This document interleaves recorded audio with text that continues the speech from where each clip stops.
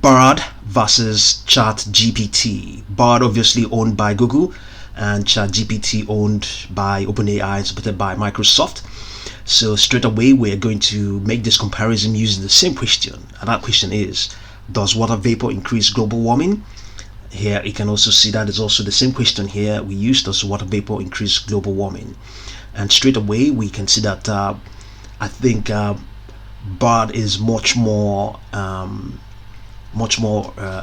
affirmative. It is directly saying that water vapor is pretty much a culprit in this in all of it. It says here water vapor. Yes, water vapor increases global warming.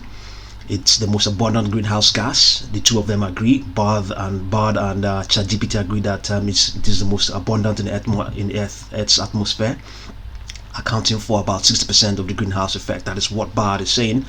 Water vapor absorbs and re-emits infrared radiation, which warms the atmosphere as the Earth's temperature increases. The amount of water vapor in the atmosphere also increases, which further amplifies the warming. This is a positive feedback loop that can lead to rapid and dramatic change. And then you can see that here on ChatGPT saying that water vapor is the most abundant, most abundant greenhouse in atmosphere. Both of them agree with that, and its concentration depends on the local temperature. Yes. So, but while water vapor is not directly responsible for driving global warming, you can see this is where they vary slightly. Bard is much more. It's not mincing words about it. It is directly saying it's actually mentioning what it does. It says here water vapor absorbs and re-emits infrared radiation, which warms the atmosphere. It is directly placing that responsibility on water vapor, and ChatGPT is not really doing that much. Okay, not really doing that much as such. You're saying water vapor is not directly responsible, but we can conclude that yes, even though you can always say that it's not a conclusion, we can conclude that Bard is directly nailing that to water vapor. But ChatGPT is slightly more dismissive about that. Slightly more dismissive. As Earth warms due to increasing greenhouse gases, including carbon dioxide, the capacity of the atmosphere to hold water vapor also increases. This also leads to the further increase in temperature, since water vapor is itself a potent greenhouse gas. As a result, water vapor amplifies the warming effect caused by greenhouse gases. Okay, here it also somehow, but it's not as definitive as Bard has put it.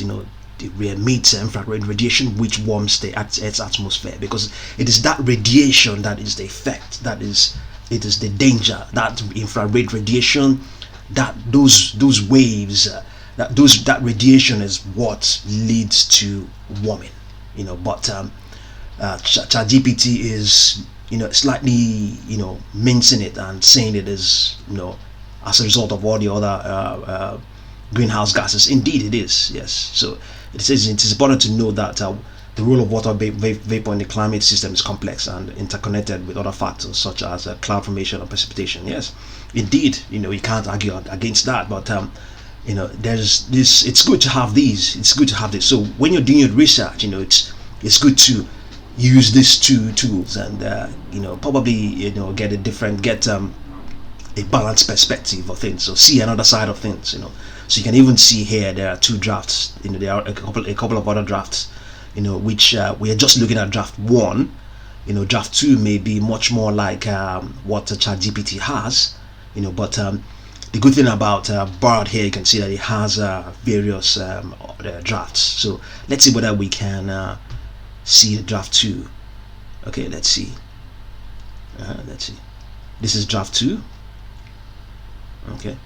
Scientists estimate that water vapor is responsible for about 60% of the Earth's greenhouse effect. Okay, this means that it is not.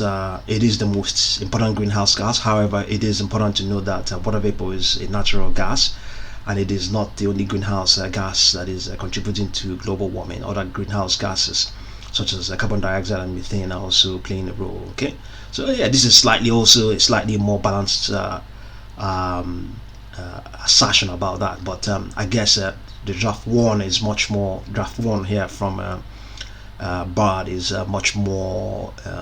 Not it's there are far less nuances about what the role of water vapor is. So once again, it's good to use these two tools and decipher for yourself. See if you want to know, if you want to find something that closely matches what you have on ChatGPT. There's a good chance you may also find it amongst these drafts. So the key thing here again on Bard is that it gives you different drafts, and you can even still regenerate the draft. And indeed, yes, on ChatGPT you can regenerate your responses and all that stuff. So, but another thing here, we can also see that it can, apart from the responses, good responses and bad responses, you can do equally export to docs and equally draft in email, and equally you can equally Google it as we did earlier on. So yeah, in further videos we will do other comparisons, and we'll see how they compare. So thank you very much for watching this video.